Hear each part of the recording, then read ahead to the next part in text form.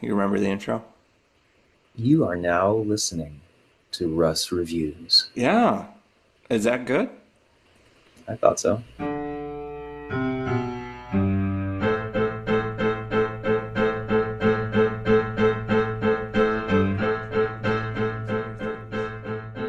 Because I wasn't allowed to collect Pokemon cards as a kid, and now I'm rectifying that wrong as an adult. I can't believe, like, they were wrong. Think of all the people who told you it was just a fad. Come on, don't spend your money on Pokemon cards. It's just a fad. It's Remember what just a happened to them fad, with Rush. Tamagotchis? Now it's 30 years later, and they're Well, still like more popular than ever. that's true. I did. I was given many Beanie Babies, but no Pokemon cards. Yeah. But anyway, Mickey, just for people that this might be their first episode, this is Mickey Mangan. He's episode one. He is the inspo for the podcast. And Mickey, we're going to be diving into our first book club episode. So, you and I have had an on again, off again book club for years. I don't know if we've hit decades yet, but Mhm. it started with Infinite Jest, I think. Yeah, we tried to start off easy. Yeah. And we like reading books that are long and at times miserable to read. So, as I've always had this podcast in the back of my mind, I was like, man, it would be amazing to have a recorded document of our little book club meetings so that we could be able to go back to it. Because here's what happened. You and Yeah. I would you would agree with this. Do you remember anything about Infinite Jest? Very little. I One of my favorite pastimes when I'm home at my parents' house is to pick up Infinite Jest and open to a random page and just be aghast at the fact that I have zero memory of whatever paragraph I choose. Yeah, so I was like, man, what if we had a podcast of that conversation when we read the book? We could Yeah, go back and like recap it. that really would be great. Yeah. Yeah, I I love will that. Yeah, for never, ourselves, I love that as an artifact for ourselves, but yep. also as sort of an entry point for other people if they're Yeah. interested. No, I don't think I want to reread Infinite Jest, but maybe we could Mm. read Book Club Grapes of Wrath or something. Oh, What that would be other, interesting. Yeah. Oh, you mean for the purpose of another yeah. podcast episode? For posterity, my old Sure. buddy. Well, it's funny. I was going to mention Grapes of Wrath in this discussion because of the way certain characters remind me of Grapes of Yeah, Wrath. so Mickey, we've read Grapes of Wrath. What else? Oh, don't forget before the fall, after the fall. Oh my gosh, Noah Hawley ruined him for me. Did yeah. I refused to watch Fargo ever since reading that book. Yeah, it kind of ruined Fargo. Don't forget Heir to the Empire Oh yeah, with Zahn. What's the guy's name? I want to say Steven Zahn, but that's not his name, is it? I think it was Zahn on Yeah, there. Warren Zevon, maybe? yeah. Um, Warren Zevon's dabbling in fan dabbling fiction. in Star Wars fan fiction. Yeah, That was a really bad book, but it did launch the expanded universe, and I hope the Star Wars people don't get mad at me, but it was crazy. yeah, yeah. I don't Uh, remember much of that one either. Aristotle and Dante, um, Discover the secrets of the universe. yeah, Grapes of Wrath. What was our last book? Um, I think that it was Heir to the Empire. No, I don't I, remember. We took a bit of a break. I think it was Grapes of Wrath. It was okay, It cool. was either Grapes of Wrath or Aristotle, I think. Yeah, I'm not but it's sure. been a while, so we're back. We're getting back into it. Back to our roots. A book Yeah, that's almost as thick as Infinite Jest. back to the roots and back to the most pure form of what I want this podcast to be because Isaac, our mutual friend, has been challenging me. He said, what are you doing recording this podcast? What's the point, man? Hmm. So, Mickey, what's the point of this podcast? It's reviews. Yeah. It's like if somebody's like, I don't know if I want a Nintendo Switch, they can listen to this and be like, sounds good. I'm going to Yeah. buy one. Yeah. It's And reviews. I think it's also for me, it's for posterity, you know? Hmm. And Yeah. I have a horrible memory and I'd like to remember some of our chats better. No, And you know what? Now that I think about it, I wish I could re-listen to some of the phone calls we had with Infinite Jest because it just was. It's a way. I like that we just had something. that we could both focus on, like a third object to focus on in our conversations, as opposed to just catching up or whatever. Like it's a good way to, as we grow up, we always hear about adults struggling to keep friendships, or especially adult males, like not like there's a epidemic of not Of enough loneliness, yeah. connection, loneliness. Yeah, and I think that like honestly, two dude book club is the cure. We're and I think that's what this episode is about, promoting the concept of the two dude book club. Yeah, and if you need a couple, you can have a couple book clubs, but just keep it to one person per club, I would say. Mm.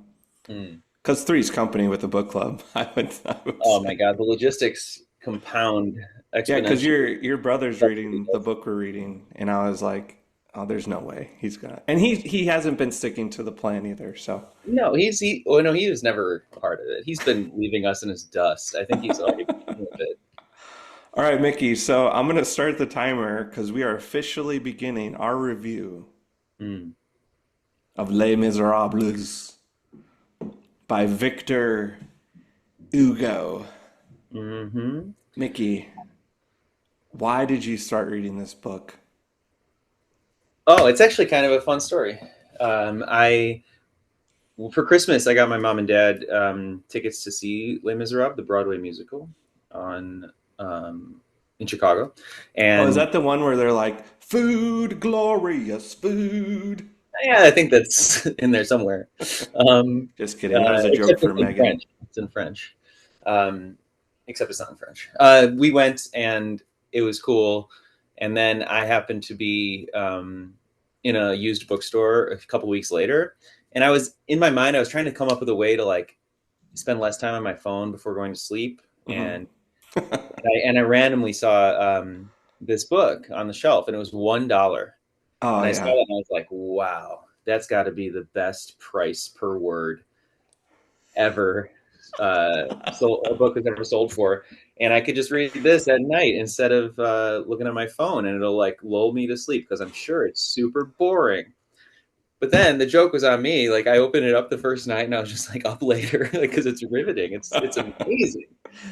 But that's why Yes. I started reading it, and then I told you about it. I was like, I think this might be the best book I've ever read, and you were like, I want to read it. Well, and I Stop was reading it. like, Stop reading it. I want a podcast about it. Stop.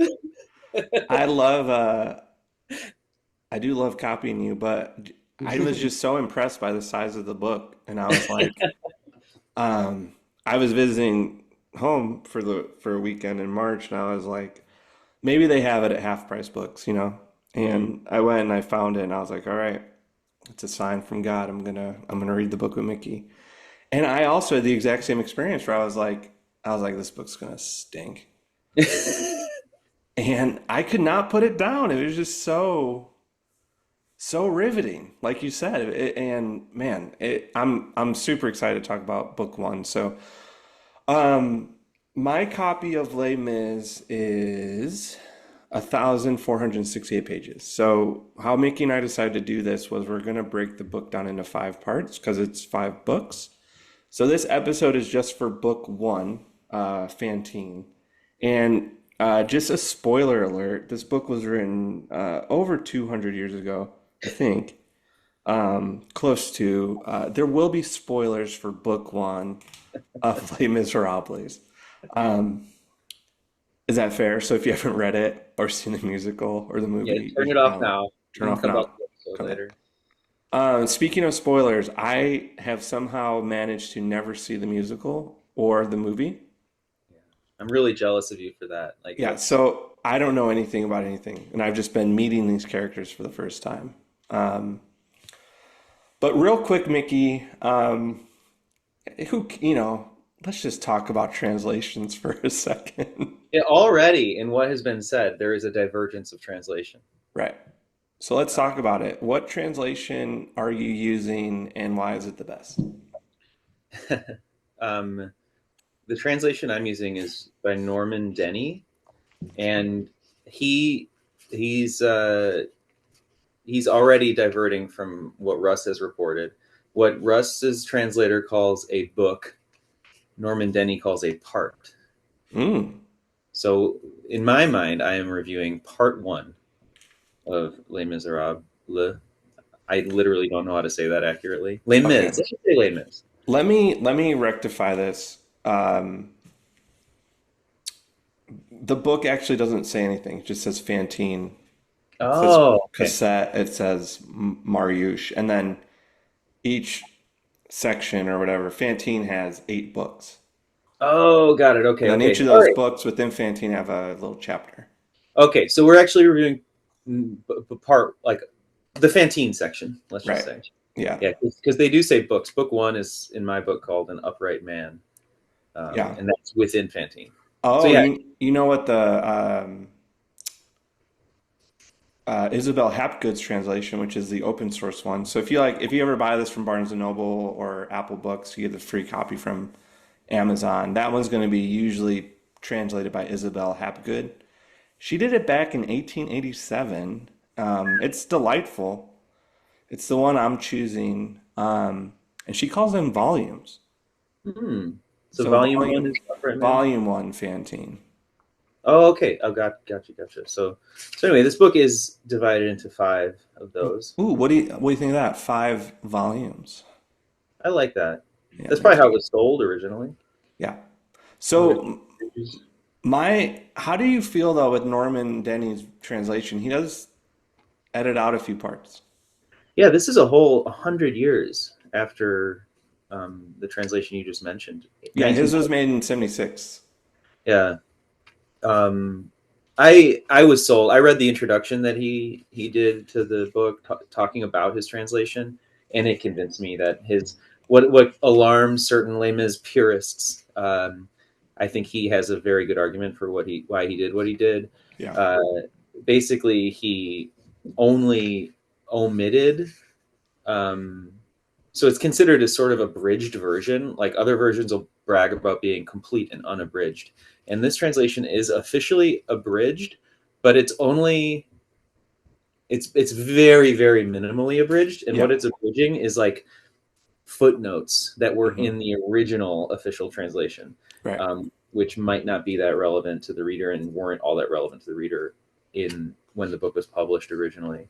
And then he moves like this book. One of the cool things about it is it's an amazing drama, but it also has these tangents that Victor Hugo goes on to explain, like the logistics of certain aspects of the city or military operations that were Hmm. people were thinking about at the time, but it doesn't have a direct connection to the story, and so those things interrupted the story before and or in the original text, and Norman Denny decided in just one or two cases to take one of those tangents and put it in the back as an appendix. So it's still there. It's not really like because if I saw something was abridged, I wouldn't want to read it.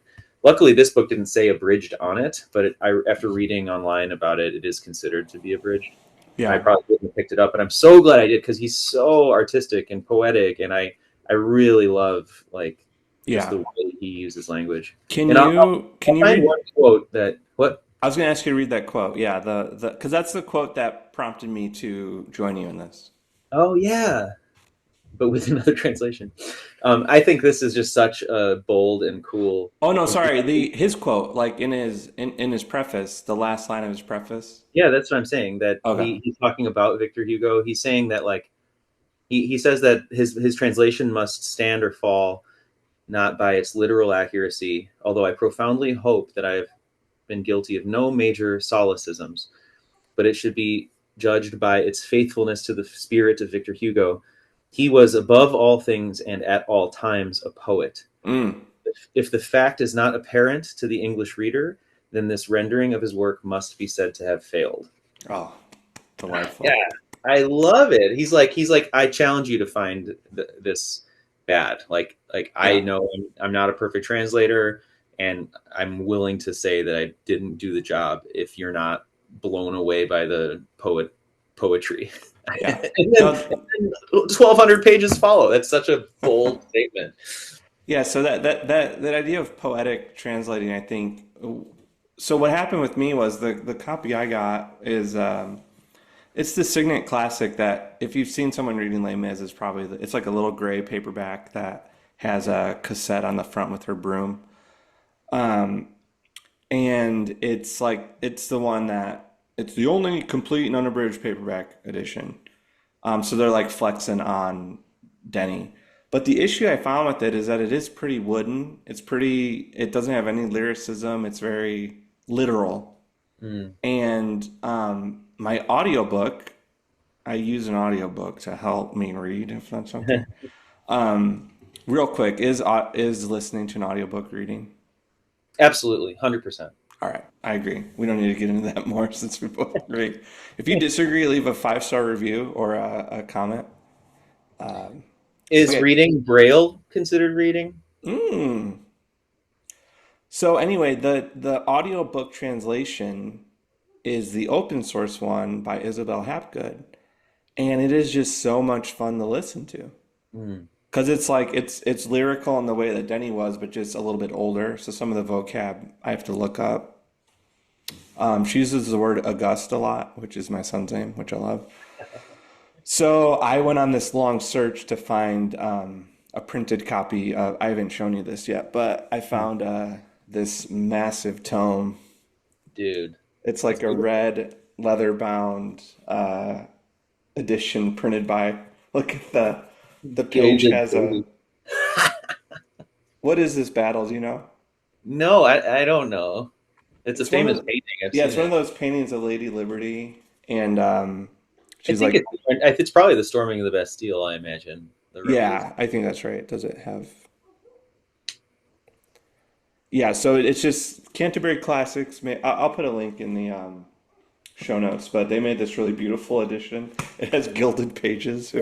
It's thicker Imagine than, carrying that around on the L.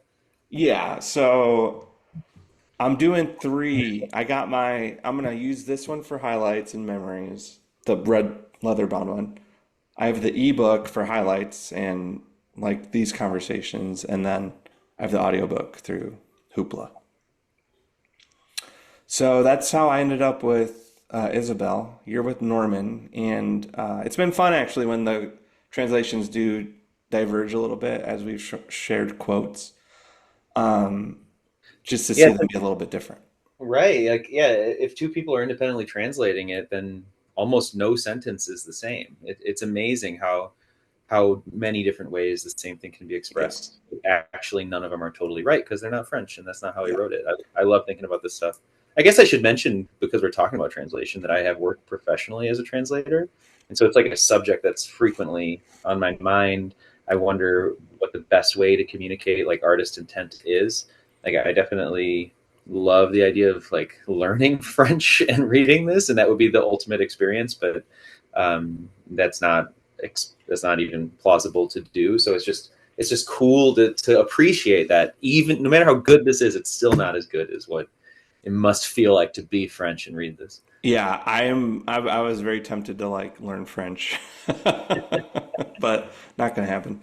Um, okay, so Mickey, let's segue from translations into a game. Excellent. And the game is Name That Miserable. Ooh. Okay, so Mickey and I decided to organize this conversation based around one, two, three, four, five, six characters mainly. So to lead into that, Mickey's gonna quiz me. Yeah, I picked out some quotes that caught my eye. And each one, some are more difficult than the others. I think I'll start with what I think will be an easy warm up Do one the for you. one I pre-guessed. Um, yeah, okay. Yeah, one of these, this is crazy. I picked out a quote that's really short that I just love.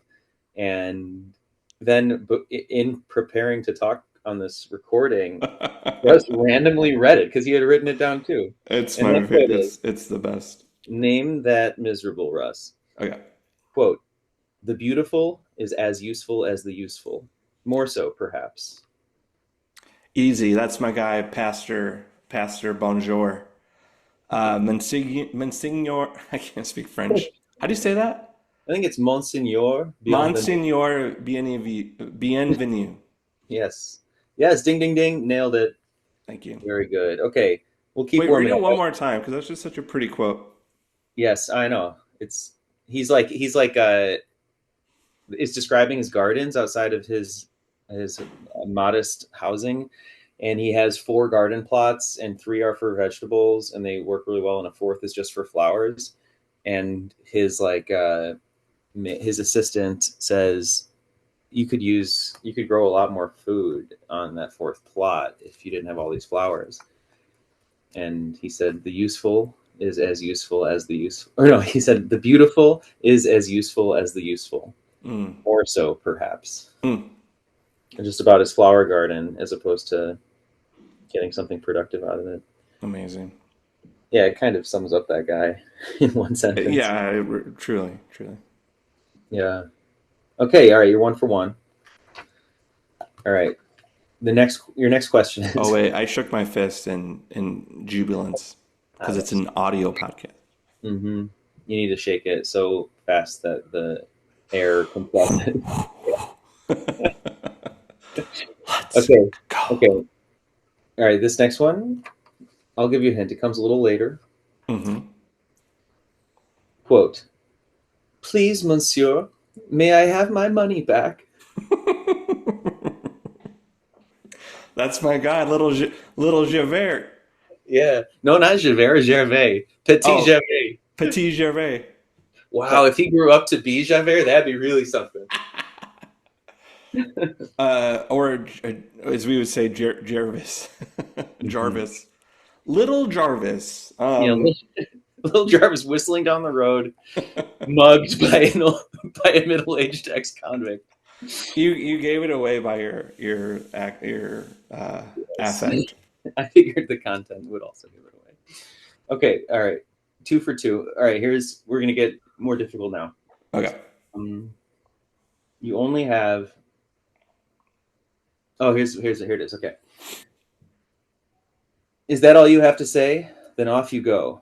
You're getting 6 months, and the Eternal Father himself can't alter it. Hmm. Is that all you have to say? You're getting 6 months, and the Eternal Father can't alter it. I think that's Jean Valjean's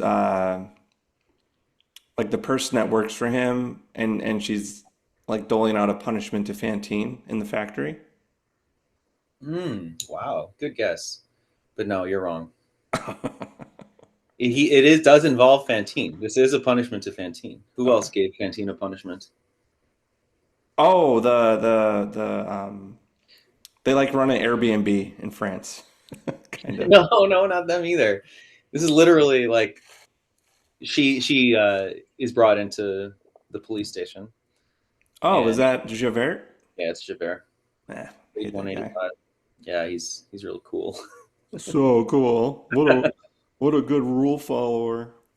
Yeah, yeah, Javert. Yikes. Man, Okay, I miss little Jarvis. He was such a sweet guy.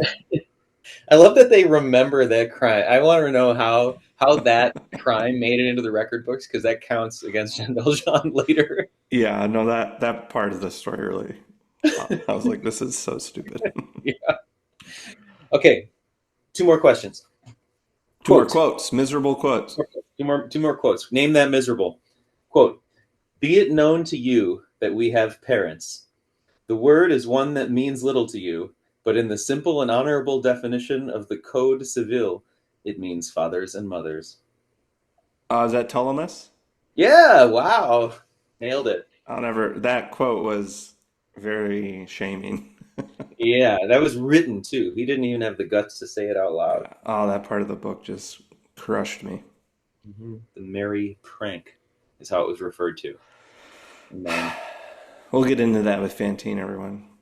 hmm okay, one last question for all Okay. the marbles. Name that miserable. Quote. Ptolemus, I would say, is the most one of the most miserable of the Oh, miserables. yeah.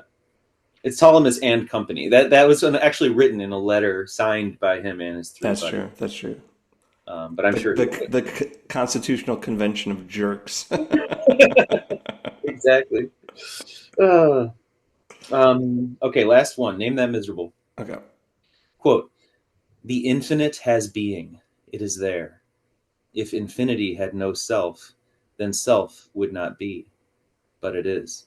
Therefore, it has a self. The self of infinity is God. I can't look, right? No. I feel like it's that old politician that he talks to right before he dies. Dude, nailed it.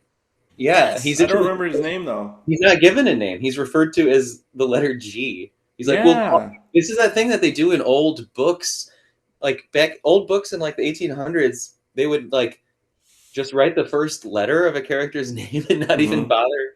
And it's like G dash is this guy's name. Yeah. Yeah, my translation does that for the city that uh Monsignor Bienvenu lives. Oh, really? They call it the city of D. Oh, Digne. In mine, it's Digne. Yeah. Interesting. Yeah. I've always Um, wondered why they did that. yeah, I just revisited this guy G in order to find this quote, and yeah, he was a member of the convention that was part of the French Revolution, the guillotining, all that. Which Russ, I got to tell you this. I went last week to see a play called "A Tale of Two Cities," which is the Charles Dickens book. I had never read it, but this play was recommended to me, and I went to it. And as I watched it, I was like, "Oh man, I should have read this book before Les Mis." It's like a prequel. It's Oh, like interesting. this really cool drama about the events leading up to the revolution and like the guillotine and all that. And so like I would have understood more of that conversation between the bishop and G had I already seen that play. Okay, so Paris is one of the two cities. Yeah, it's Paris and London. Yeah. Okay. Okay, so because I was confused by that because this book takes place after what the French Revolution, but during Napoleon, or do you I think it's know? yeah. I've been pulling up. You don't want to know how many tabs I have open on my iPhone of different like French history timelines.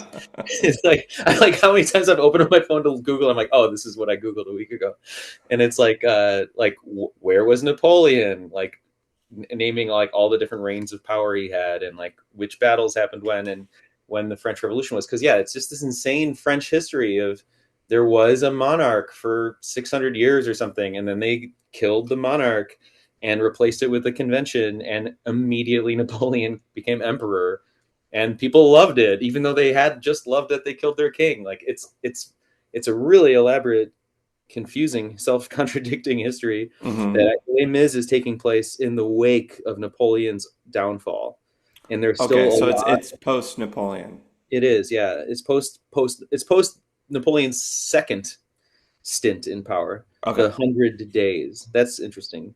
This okay, like his return from exile, and he was emperor again for 100 days, and it's after that. So everybody in this book is like on one side or the other. Either they're like pro monarchy or pro convention or pro Napoleon. I don't know how those things overlap, but it's definitely confusing, and that doesn't get in the way of the book totally ruling. yeah, yeah, and it just feels like you're missing out on a touch of an insight, like when Jean Valjean has his big courtroom scene. It mentions that he was maybe sympathetic to one of the sides, and that bothered one of the officials. Yeah, yeah. I think they use the word Bonapartist. Right. Like he is a Bonapartist. I did like a little Napoleon deep dive a couple nights ago, and I tried to watch this made-for-TV movie about him, but the audio wasn't synced up with the lips, so I had to stop it. Um, so I'm thinking of watching the one on Apple TV Plus, but I gotta get Apple TV Plus. So Oh yeah, I want to see that the Ridley Scott movie. yeah. Yeah, Okay, but okay, let's jump into book volume one, Fantine character breakdowns, because this book really is character centric. Even how the volumes are all headlined by a different character's name. This one's, I guess we can start with Fantine, because the chapter is named for her, and I felt kind of confused by that. Why do you think Hugo decided to name this volume for her? yeah. I wondered the same thing because she does not show up for a long time in the book. Um, it's and then when she does show up, she's less a presence as a character and more a motivation for Jean Valjean. Um, I think like later, I think that like the book concludes with him being very like devoted to her, Hmm. even though she wasn't really in it that much. Yeah. and maybe we can start at the end because this is a spoiler-filled podcast. But Yes. her volume ends with her dying, Mhm. which maybe that's why. Because I would have called this volume Jean Valjean personally, Of um, course. Yeah. but he gets book fives or volume five, so maybe it will make more sense once we're done. But it really felt like she was just a plot device to keep his story going. It didn't feel like her volume. She, like you said, she was kind of a supporting character through a lot of it. Right. I think it sets the stage for the next one. I assume you've read the name of the second volume, Yeah, Cosette. yeah. I'm like a little bit in. I'm reading about Waterloo right Yeah, now. same. So We're probably on the same page now. Um, I yeah, I think just in terms of the overarching arc of the story, we'll probably remember Fantine better than we remember the bishop. Um, yeah, and maybe Cosette will take a larger part of the story, and Fantine being her mother, maybe that's why he kind of wanted to give her this kind of moment. But Fantine's story is pretty miserable. So you meet her when she's kind of having like a what would you call it a tryst or like a yeah, she thinks she's just in a relationship with the guy. yeah, it's like summer love. It's her and a couple friends and then a group of guys and they're all paired off into a quartet of couples and they're just like having a grand old time. And Fantine falls in love with this one guy, Ptolemus. And I don't know if you felt a sense of doom, but I just kept going back to, okay, this story is called The Miserables. What's going to go Mhm. wrong here? Yeah, yeah, because it Um, made living in France and being in love, or living in Paris and being in love, seem like just like a perfect life, mhm. and they were really laying it on thick with wooing each other. These two groups of, or the four women and the four men, and yeah, it definitely. I knew things were going to turn a corner. Yeah, and one of my favorite quotes is from this section where they say, but they were students. And one says student, one says Parisian. To study in Paris is to be born in Paris. And Mm, just like there was this beautiful picture of like what it means to go to Paris to get your education at one of the universities there. And these girls were kind of along the ride with some aristocratic boys, and I think she probably got into her head like, oh, maybe he could help me, like maybe I could really have a great life with him. And we come to find out he was actually just using her for fun. So what happened? So these four boys kind of pull a prank on the four girls. yeah, it's pathetic to call it a prank because it's the most cruel thing that has happened in the book yet.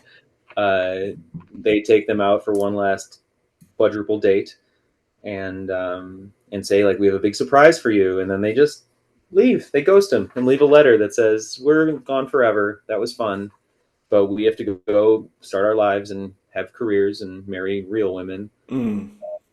Yeah, I think this. I think that whole section was just all about these two. Maybe I mean I hadn't really thought about this, but it seems like this book is about the poor and the rich and like what it means to Hmm. be poor. And this was like a vivid telling of a story where poor and rich come together for a while, but really the power is completely in these four dudes. And of course, there's like sexism involved too. But like the the fact that this is one of the only like pleasant sequences in the book. Of Hmm. like, yeah, we're going out to a restaurant. We're going to go to a park. We're going to play music for each other. Like it's a really delightful afternoon, and but it's not to last, and they're gone. And there's a really funny like description. I don't know if I'll be able to find it quick enough, but like what the rest of uh, Ptolemy's life is like. Like Victor Hugo steps in and is like, um, Just so I you will. know, this guy We will never sucks. mention this. Yeah, we are never going to mention this guy again. All you need to know is that he went home and started a career as an attorney and grew fat. Right. Had like a very uneventful, boring life. Yeah. And I love that about Hugo's writing is that he's writing this novel like it's a piece of history. And I sometimes wonder like, are these real people that he's framing as fictional? But that's been just kind of fun to as a literary device, just a fun way to write a story. So Totally. It's just so thorough. I have no choice as a reader but to believe that this all happened because it's just, well, this is all evidence. yeah, it's like well researched Yeah. fantasy. Hey, hey, at the risk of breaking the fourth wall, I do want to do a time check. How do you approach the the time slipping away of the 1 hour limit? Oh, we're good. We are? We have 28 minutes left. Okay, cool. Um, We'll leave great. that in because I like the little behind the scenes. Yeah. I there is so yeah. I have an issue. I guess I'll just like tease it now for the end of the podcast if we have time. I have an issue with something that happened at the end of the Ptolemy Fantine Well, could we story. talk about it now? Is that okay? Yeah, I suppose so. But because the chapter ends with um, I uh, wanted you to tell us what happened. Like, what's the consequence of their love oh yeah, affair?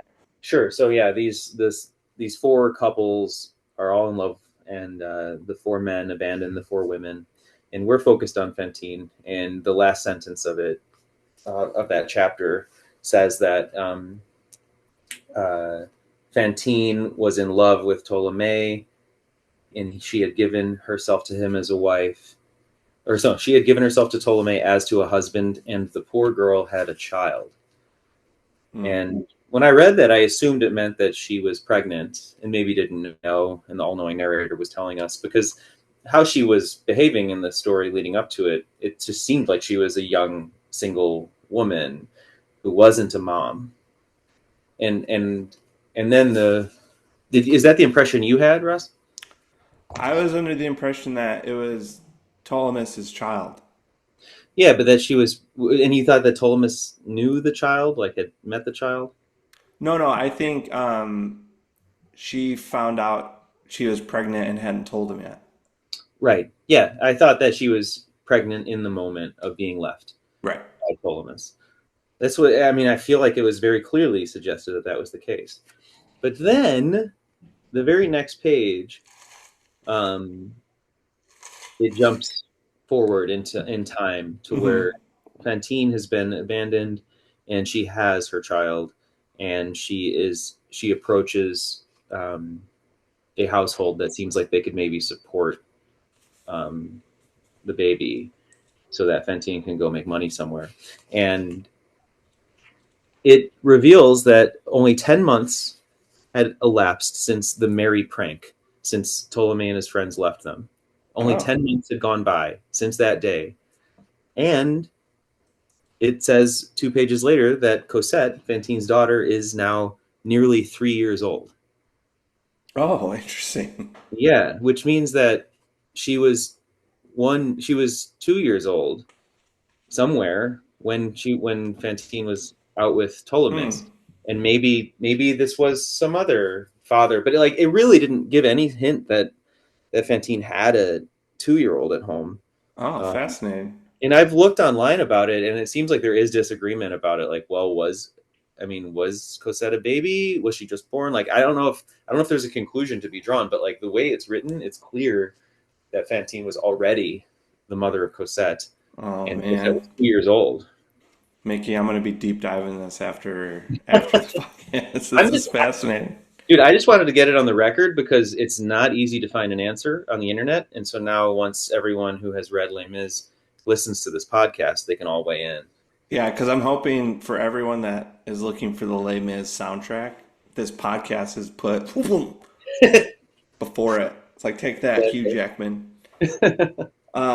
Fascinating. Okay. Yeah. If you have a if you're an authority, you don't even need to be an authority. If you're an opinionated person on this, please leave a comment or a 5-star review Mhm. with links to articles. But so yeah, Fantine either ends up pregnant or had cassette secretly hidden from these boys, but nonetheless, she's abandoned with a small child, and we'll leave Fantine and Cassette there because her paths are going to cross with some characters we're going to talk about here in a minute. But so let's go back to the beginning of the book. The first character we meet is Monsieur Muriel, who quickly becomes a bishop or a monsignor in the city of D in France.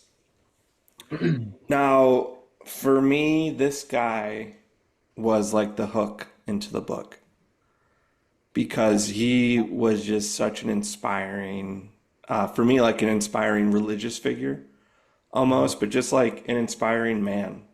He has really cool morals. He has a cool philosophy of life. He has a cool paradigm about mercy that I just found really I wanted just to keep learning and learning and learning about him and like get to know him better. And I was I was honestly bummed out once his part wrapped up because I was like, man, I don't want to read this book anymore. It's just like it's just gonna be me and the Miserables now. Like my one beacon of light is gone. Yeah. So yeah, when you first met him, like what was your first impression of Monsignor Benny Bienvenu? Um, I loved him. I was amazed. Yeah, I wanted to be more like him. I remember I took an Uber ride uh, a few days after starting this book, and I was sort of reading it a little bit in the backseat of the car, and like I felt myself wanting to I wanted to like tip more. Yeah, no, for The real. driver, I was like, I want to be a more generous person thanks to reading this book. Well, I was like, I want to be a more merciful father. Like, I don't want to be so hard on August. I want to give him mercy. I want to like help him grow through acts of grace, not punishment. Yeah, yeah. My brother Patrick has said a couple times that he's watched a movie or read a book that makes him want to be a better person, Yeah. and this book does that for me, and especially that opening sequence with that character You ever is. see As Good as It Gets with Jack Nicholson? I just thought of that. It sounds so lame. You make me. You make me want to be a better man, Diane Keaton. That's exactly what my brother sounds like when he watches a good movie. Um, So the first act that really disarmed me with him was he gets like this. He becomes bishop and he gets this beautiful home, which was just the deal back then in France because the church and the state were very commingled. He gets this beautiful home and the hospital is like in the barracks basically, and he switches it. He gives the hospital more space and a nicer spot, and then he takes the more demure, less cool part of the right, house. right. After numerous bishops had lived their lives as bishop in a mansion right next to a poorly funded hospital. Right. Yeah. And just his whole like I love this quote. He goes, there are 26 of you in 5 or 6 small rooms. There are 3 of us in space enough for 60. This is wrong, I assure you. You have my house and I am in yours." And that's like page 5 and I'm like I'm so in on this book. Like I would run through a brick wall for this guy. Yeah. Oh, the way I would talk about this book to people when I mentioned I was reading it, I was counting the pages. I would let as the pages went up, as the page number went up and up. I was just like, how long is this bishop going to be in this book? Because in the musical, he Wait, is wait. what? No spoilers. No, this isn't a spoiler. Just that in the musical, there in the first 5 minutes of the musical, there is the bishop, and he shows up, and he interacts with Jean Valjean, and he's on stage for all of like 90 seconds maximum. Oh, And with his candlesticks? yeah, yeah, and then it's like, wow, this book is not messing around. It's like 100 pages devoted to a character that we barely meet. Oh, wow. That made me really excited to just see what else is expanded on. Well, so Monsignor, I'm so tired of saying this. Miss Pat Bishop, welcome. Bishop Welcome, yeah, bienvenue. Bishop Welcome. Bishop, welcome. His his home and the hospital and his 2 sisters, or no, his sister and their helper, I guess. Yeah. They're kind of the setting for when we meet the main character, Hugh Jackman himself, the Wolverine. Deadpool's best friend, Jean Valjean. Let's give it up for him. Bravo. Because this book's all about Jean Valjean. This is his book. We meet him kind of under duress. He's just got out of jail, and this form of jail he was in was rowing a boat, which is called being a galley slave. So I didn't know what this was, but a form of punishment back in those days was that you would have to row boats as your punishment, because that's how ships moved around the ocean, was through people rowing these giant paddles. So he was a galley slave for the crime of stealing a loaf of bread. Mm. And then, feeling unjustly in prison, he tried to escape several times, and it just kept multiplying his sentences and things like that. Do you remember how long he was in the galleys for? I don't know, and I don't know if he started in the galleys. Like, I think maybe he was just in a normal, like, static prison originally, but he kept trying to like break out. He felt like he was unjustly imprisoned, and eventually he definitely did make his way to that um, galley slave status. And I think he was in there for like 15 years after having already served for like 8 years or something. Um, Yeah, and he was trying to steal a loaf of bread for his family that was poor and struggling. And, it brings up that idea of like the letter of the law versus the spirit of the law. And I think like that's a lot of where his story and Bishop Welcome's story like intersect over this idea of mercy versus justice. Like how do these things interplay? And so I'm getting ahead of myself. Like, how does Jean Valjean meet the bishop? he's turned away from different places where he could sleep for the night. He's been discharged from prison. He's no longer a prisoner, but he's carrying these papers that indicate that he was. And so, as soon as any inn caught wind of the fact, even if they were about to let him in and feed him, if they caught wind of the fact that he had left imprisonment, he was immediately turned away. And Hmm. so he eventually knocked on the door of the bishop's house, and expecting to be turned away there, was immediately let in and fed. Yeah. And what's crazy is that the bishop welcomes him with open arms, treats him like a gentleman, and then I felt pretty frustrated with Jean Valjean right off the bat because he like pretty much instantly betrays him Mm-hmm. and steals like the most valuable thing the bishop has, which is these candlesticks. And then the thing I wanted to ask you was, so for those of you that are familiar with the story, Bishop Welcome like makes up a story with the police so that Jean Valjean can be set free, even though he did in fact steal from the Mm-hmm. bishop. What did you make of that? I felt super conflicted. Like, part of me was like, how dare you treat my favorite character like this, Jean Valjean, you jerk.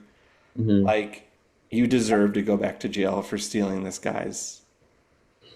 candlesticks. But then what the bishop said was like, I I'm buying you with these and I want you to be a better man, basically.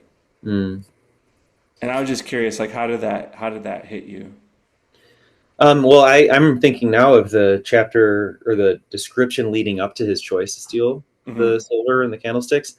Like, Jean Valjean was had already received a lot of generosity from the bishop, and he was alone in this room where there was valuable items, and he was very conflicted about whether to take it or not. And ultimately, like, it's convincing what he says. Like, if I were to have this, I would have more money than I could earn in the next 40 years. And Right. this is just a bishop's house. He never uses this stuff. And like, he couldn't see a different future, um, without stealing that. And so the book goes to great lengths to like make us sympathize with Jean Valjean, and then like challenge our presumption that like, oh, he's a bad guy for stealing, because we know how little of a chance this guy has of ever having a successful life. Hmm. um and and so yeah, it was just, I mean, it wasn't that surprising because the bishop had already proven himself to be the most forgiving like human being ever imaginable. um but like the way that he was so slick about it with the Hmm. cops was the coolest. Like, he's a 76-year-old man or whatever, and and he's able to just be like, no, no, those are his. Like, I don't know what you're talking about to the cops. Yeah. And Yeah, this is a huge turning point in the book. Can I read the quote from the bishop? yeah. So the bishop, and this is from the bad translation I don't like, sorry, but nonetheless, do not forget ever that you, Jean Valjean, have promised me to use this silver to become an honest man. Jean Valjean, my brother, you no longer belong to evil, but to good. It is your soul I am buying for you. I withdraw it from dark thoughts and from the spirit of perdition, and I give it to God. And that chapter ends with that quote. And I just remember, like, I'm not a big crier, but I just felt like misty eyed, like to see a clergy like show so much grace, and it really felt like the spirit of clemency that we've kind of lost in our judicial system at times. Like clemency has kind of become a, I don't know, just a weird system now. It's hard to know how people get it. But this felt like such a genuine act of clemency where like what Jean Valjean did was wrong, but the bishop used it as a chance to help this guy start over. Hmm. And it was just so inspiring to me. And it wanted me to, it wanted, made me want to be more merciful to people. Yeah, it's amazing. Yeah, it's amazing that this book, and that was pretty quick into the book too. Like Hmm. the way it can establish these characters so solidly. Yeah. So Jean Valjean runs away. He meets little Jarvis. Oh, this is what really made me mad. I wasn't so mad about him stealing the candlesticks. I kind of knew that was coming. But when he meets Petit Gervais, I didn't he, understand this part. Like, why didn't he just move his foot? I think it was just the darkness was still clinging to him. I mean, I think this whole section, the whole first 150 pages of this book, are about getting us to understand that one of these men is like a blindingly good light, like source of good in the world, and the other was a person who had every instinct of goodness taken from him over decades. Yeah. And what happens when these two people meet? And even then, even after being shown the maximum amount of mercy, there's still this habit of being a bad dude. Like he just wanted to exert power. Petit Gervais dropped a piece of a 40 sou piece or whatever, like Hmm. 20 cents or something. And Jean Valjean, without saying anything, just stepped on it and then refused to move it. Mm. And Petit Gervais asked for it back, and he eventually said, "Get out of here," and he took the money himself. But that Yeah. was the last step he needed before he actually repented. Yeah. And then he just breaks down, cries for the first time in decades, and then we part ways with him for a time. Hmm. I think that's cool. Now that I think about it, it's cool that he didn't break down and cry for forgiveness or whatever after being shown mercy from the bishop. I think it's cool that he had to have a separate solitary scene of that. Maybe that's what. Yeah. Yeah, because sometimes those things don't, the coin doesn't drop till you've had a little distance from it almost, Yeah, or you just need like some inciting event that makes you. It's usually right. the mundane that makes us break down a lot of the time. But Mm. so Mickey, can you kind of get us to Jean Valjean and Fantine meeting? Yeah, I think I can do that. We already talked about We, Ptolemy. yeah, because we are running out of time a little bit. We gotta, Yeah. So Jean Valjean is gone, and we move to Paris, and we hear about what life is like in Paris for young people, and how it's good for everybody until the wealthy people have to leave, and then the poor people are left holding the bag. And so then Fantine is down on her luck, to say the least. Has a little baby and can't earn money anyway, and decides to go back to her hometown where she could maybe have a hope of earning an income. And so she leaves her daughter Cosette with a couple who have some other kids and trusts them to take care of her. And she would go off and earn money in her hometown and send money to keep Cosette taken care of. And then that's how she ends up in the city of someplace. Oh, I should open up my Google map. I've been making a Google map of every well, and location. this was my little nitpick was Monsieur Mr. Mayor was like clearly Jean Valjean. Like Right. I was like, Hugo, like, come on, Yeah. man. What's with these shenanigans, dude? We know Well, who this guy is. we didn't quite get there yet with the yeah. So Fantine goes to her hometown, which is closer. It's in the north of France and it's closer to the water, and she's there to try to get a job. But then we get introduced to this mysterious man who has become the mayor of that city, Mm. and it's very thinly veiled description of who we know to be Jean Valjean has somehow managed to amass a lot of wealth and is being very benevolent as the like restorer of industry to the city. Yeah, and he does it really in homage to the the bishop. Yes, yes. And he just becomes a great guy. Like great like what you want Ludicrously great, like what unbelievably yeah, great. like what you want a capitalist to do. Like he does it. He creates a great business and he uses it for the good of all, not just for himself. Mm-hmm. And And when he's not doing that, he's saving old men from carts that have fallen down on them. yeah, He's like, using his huge jacked muscles. yeah, Um, huge. you like that Hugh Jackman? Um, Hugh Jackman plays Jean Valjean, I think. That's what I've been told. Yes. But what is he? Why did he ends up saving like some judge from a burning building, and that's why he isn't asked for certain papers when establishing his business or something like that. Yeah, yeah, He manages to get away with becoming this magnate right. without having a past. Right. So then Fantine, Jean Valjean, aka Mr. Mayor, and then there's this detective that comes onto the scene, who I'm gathering he's kind of a long-term foil to Jean Valjean through this novel. Javert, the detective. A Inspector real Javert. inspector, sorry. A real stick in the mud. And Jean Valjean, Inspector Javert, and Fantine's stories all intersect because Javert basically tries to arrest Fantine, and Jean Valjean's like, no, that's not going to happen. Mm-hmm. Yeah, he sees the whole thing go down that causes Javert to arrest her. Basically, some jerk poured ice water down her back, and she freaked out and slapped him, Right. and then that was going to get her 6 months in prison or something. And then Um, this was the part that I was like, what's Javert's deal? Like, why is he so. He, like, just couldn't handle Jean Valjean being a good dude. You know, right. like, it bothered him that he was benevolent and Yeah, kind and. but he had already met Jean Valjean in the old days. Right. He knew about him as a prisoner, and so he refused to believe that any bad person could be redeemed. Right. Yeah.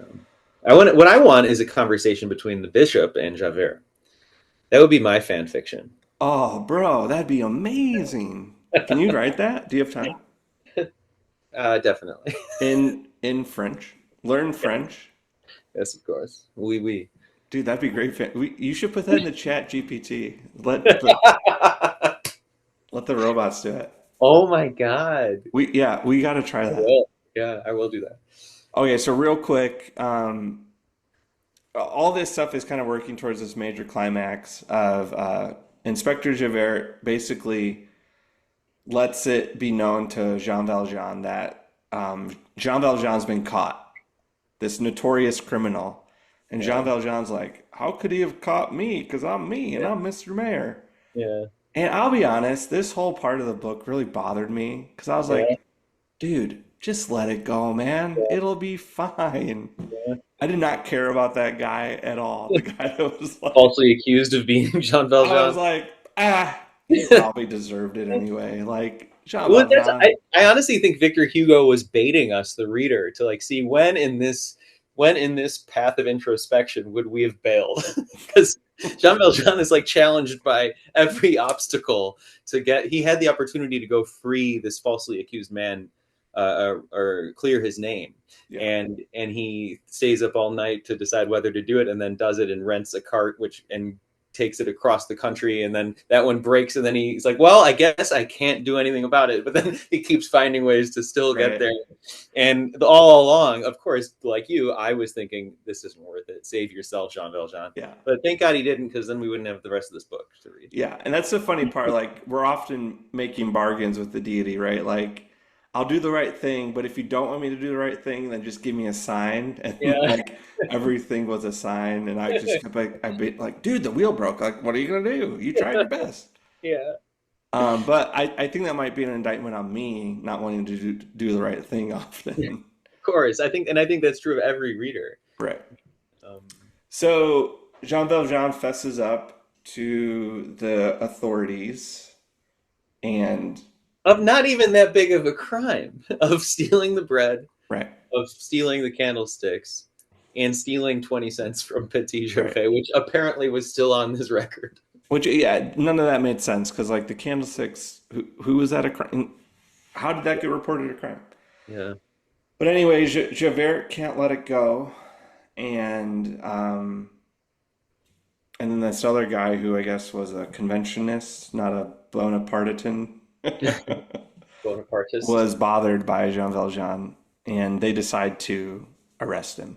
Mm-hmm. Fantine dies as well. Yeah, she got real sick real fast. Yeah, we'll talk about Fantine more next episode when we're doing the cassette book. But I wanted to ask you. Mm. Okay, this is all climaxing to I think one of the coolest parts of the book. Mm-hmm. There's a nun Oh, that knows Jean Valjean, works in his midst, and she's confronted with a choice. She has to lie to the detective inspector in order for Jean Valjean to go free. in order to escape his apartment where he's hiding Right. from arrest. So Jean Valjean got himself into this mess and then regrets it because the right thing to do would just be, okay, I'm going to go to jail now. Like, Mm-hmm. I just felt so confused by that whole turn of events and that. Well, by this point, he felt like he needed to take care of Fantine and make sure that her daughter was safe, and so Oh, he knew that he could clear this man's name, but that would mean going to jail and Fantine probably dying, and her daughter not being taken care of. So he was just trying to weigh, like, do I save this man I've never heard of, but that while sacrificing this woman who I feel to blame for her downfall. okay. So the man, the falsely accused man was set free, so that was taken care of, and now he's Yeah, trying to save Cassette. So you yeah. think once Cassette's been like taken care of, he'll go to jail? You literally said taken care of as if you were cocking a gun. Like, no, he's not going to take care of No, Cassette. I was doing that was a money sound. I was like, cha-ching. Oh, okay. Um, he is. I think Blam. he's just, he's just trying to do the right thing, and he knew that letting another guy get killed for being Jean Valjean was definitely wrong. But he hoped at some point one of these lawmakers would understand. I think that Yeah, he was the counting guy, and on. he's more than made up for it. That was the shocker too, is that as soon as he got back to his city where he's the mayor, word had already spread that it turns out he's this criminal, and like he just lost his good reputation that he built over all these years. That's one funny thing about the book, that Victor Hugo continuously like references like the townspeople being like just miserable gossips and just like craving drama everywhere. And it like all came to a head when like, oh, the perfect man who's led this city to generational prosperity Yeah, turns out was bad once, so we hate him now. yeah. It was like they reminded me of the people from Beauty and the Beast, the Yeah, like little village of gossips and. yeah.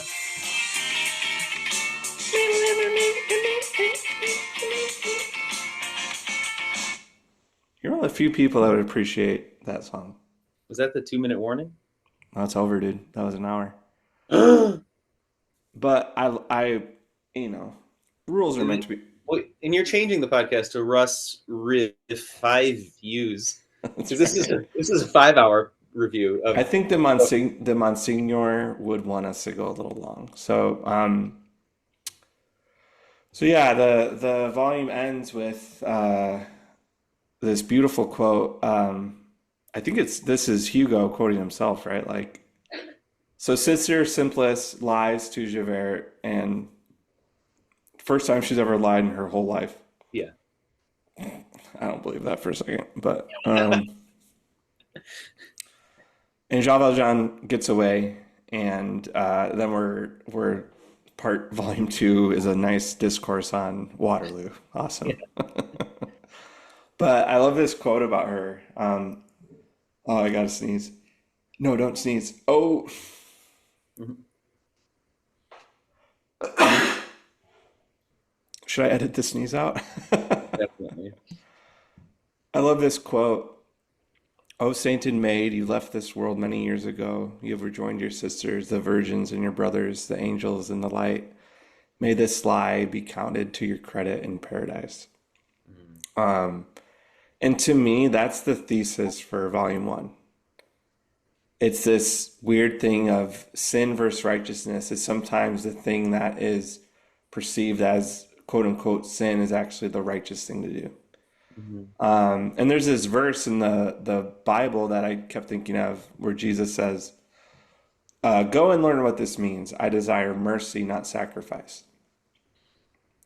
For I've come not to call the righteous, but sinners. And I think like that's the thing that gets lost a lot of times in society is that we're so thirsty for justice that we forget there's also that craving for mercy too. Like we all want justice unless we're the ones under the microscope, right? Right. If only you knew what was in my heart, you would understand. And I Yeah. just found that quote so fascinating of like, yeah, the in her religious text it would say thou shalt not lie, but her lie served a greater good. Hmm. And how do we deal with that nuance when we're thinking about justice and the law and what's right, what's wrong? And yeah, it was just so amazing. Yeah.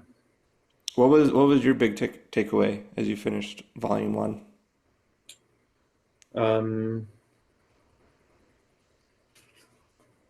I guess I was just riveted by the build up. Like there was such an amazing build up of momentum to him clearing uh, the fake Jean Valjean's name. Just the Hmm. way it just kept getting faster and faster. Like I think it's just I'm just still in shock that this book is as exciting as it is. Like I Yeah. literally bought it for something to put me to sleep. And instead, I'm like telling everyone I know about it.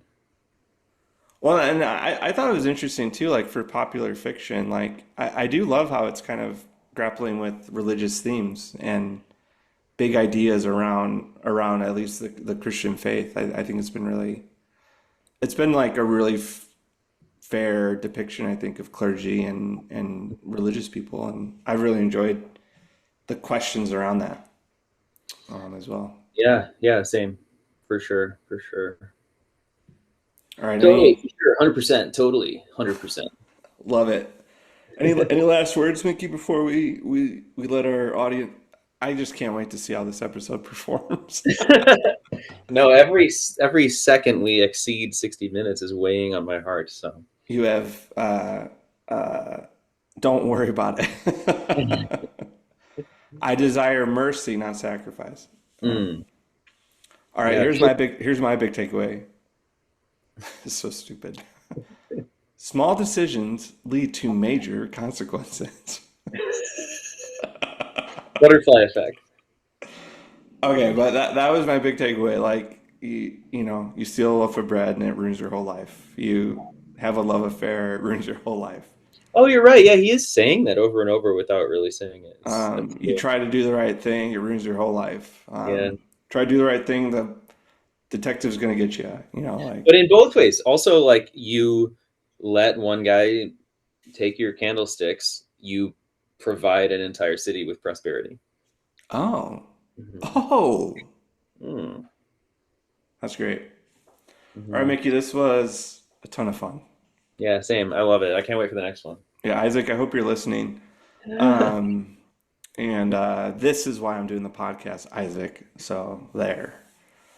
He's just Mi- jealous. He's not reading Les Mis with us. yeah, Isaac, you're jealous. You're not Well, I'm reading seeing him the news. tomorrow. I'll tell him. Yeah, tell him. He'll hop on. You getting a breakfast sandwich? Hopefully, yeah. Oh, I should. Yeah, definitely. Okay, so here's the plan. We're gonna try to finish volume 2 by July 18th. Um, we might review the Billy Corgan concert we go see. Yeah, but until next time, Mickey, Stay miserable. stay stay miserable. Yes. All right, see ya. Bon voyage. Bonsoir. Bonsoir.